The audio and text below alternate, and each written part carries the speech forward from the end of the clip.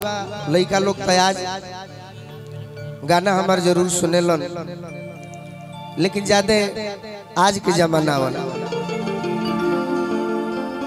जिसे गम के हो जाए, पति पत्नी के हो जाए। लेकिन एगो करीब 18-19 साल के लड़का जरा के हम गई रहने कहलन कि राउर एगो गाना बा अब बहुत रोरा मंच पर कम गाइला, तो गाना में हम वो दिन भूला गए, इतना भीड़ हो जा रहे मंच पर भी। तो आज याद आइला कि आज महफिल बा जही गाना हमार चल जाए, पुरान फिल्म के लय परदेसियों से नयखिया मिलाना, परदेसियों को है एक दिन जान। आज के समय में केहू भी पैसा रहता तो जरा दिल में व्यवहार नहीं तो कर पैसा बेकार हो।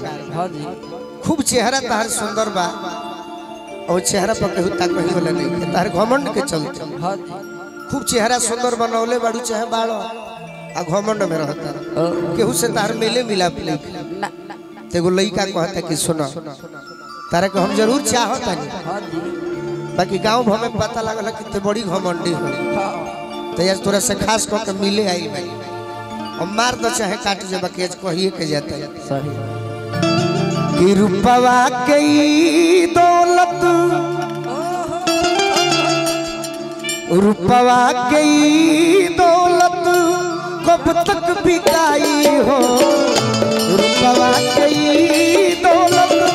कब तक बिकाई हो, रुपवाई ढोल जाई, रुपवाई ढोल जाई, माछी भिन भिनाई। आज सौर्य रानी अनाख बनौले बड़ू तो गाँव भर के लड़का मरत तरह से आई अखिया धस जाई, जब बुढ़ा जाइबू कीची फेंक लगबू तो कुकुरो ना पूछ। ऐसे कहता नहीं कि हमारा से मिल के रहो, रुपवाई ढोल जाई, माछी भिन भिनाई, रुपवा के कब तक बिकाई हो, रुपवा के कब तक बिकाई।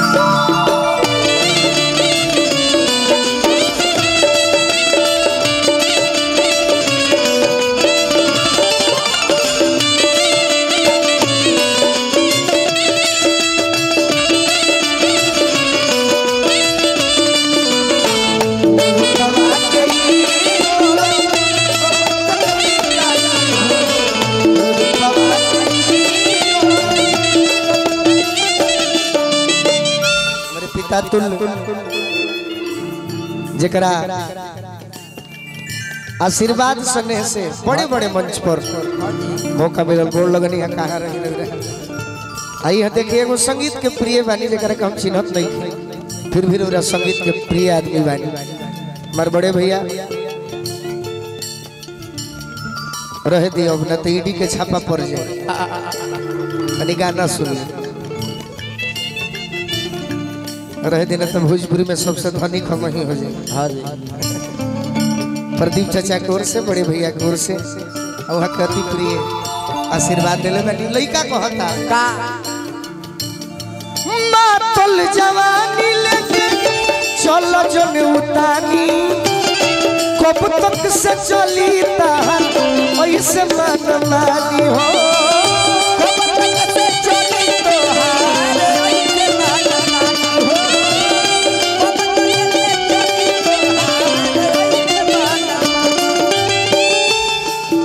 कमलेश भैया हमारे मुखिया जी अति प्रिय बानी, मुन्ना भैया बहुत बहुत आशीर्वाद दिया कमलेश भैया। मातल जवानी लेके चलो जन उतानी, कब तक से चली तोहर ऐसे मन मानी हो,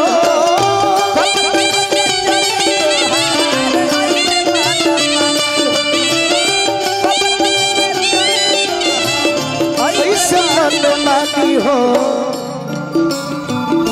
गाँव घर में एक दिन, गाँव घर में एक दिन नकिए कटाई हो,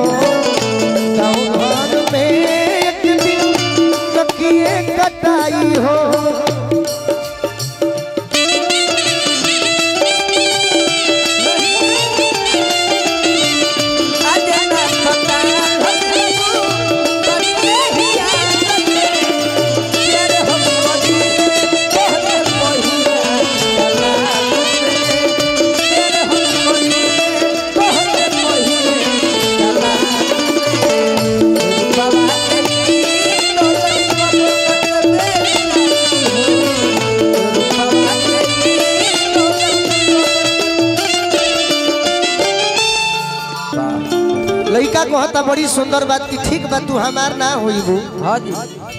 बाकी एगो हमारा आग्रह मानो हमारा के छोड़ी के हरि जी के हो जा उनके ही प्रेमवा में तू जाके सो जा हो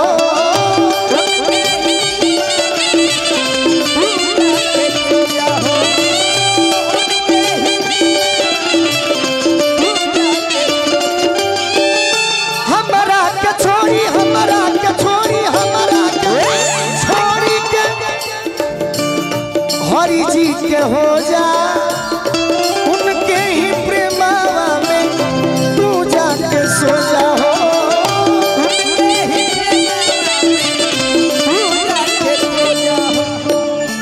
बात मानो ना तो पियावा बात मानो ना तो पियावा करी है पिटाई हो बात मानो ना तो पियावा करी है पिटाई हो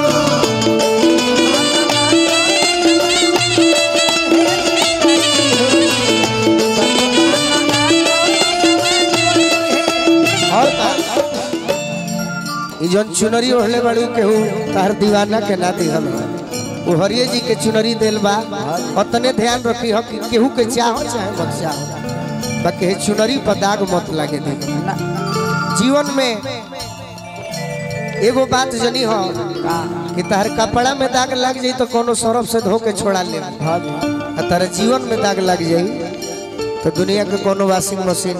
कामे ना करे कबो हरि जी के दिल चुनरी दाग जो न लागे कोई सखाड़ होई बूझा के हरि जी के आगे हो कोई सखाड़ होई हरि जी के आगे हो कोई सखाड़ होई हरि जी के आगे बात मानो ना तो तोहरो होई जग हसाई हो बात मानो ना तो गोरी होई जग हसाई हो रूपवाई ढोल जाई माछ बिन भिनाई रूपवा के दौलत कब तक भिनाई हो रूपवा के दौलत कब तक भिनाई रूपवा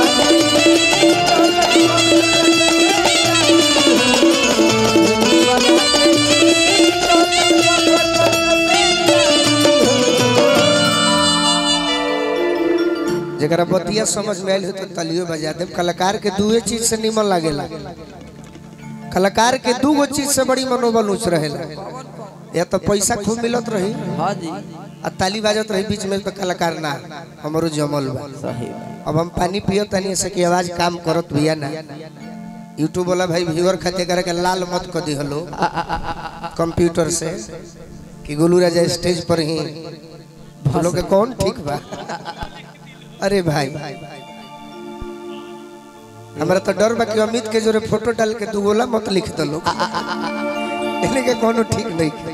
बाकी 2024 में कुछ अच्छा कार्य होके यूट्यूब के तरफ से भी जो ना से हमारे भोजपुरी के मान सम्मान और तनी बढ़ावल जाओ व्यूअर खातिर तो कुछ लिखे के बा लेकिन तनी 2024 में ऐसा करी जा तनी अच्छा कलाकार के बढ़ोतरी हो अब तनिया एगो पति पत्नी के भाव सुना दी।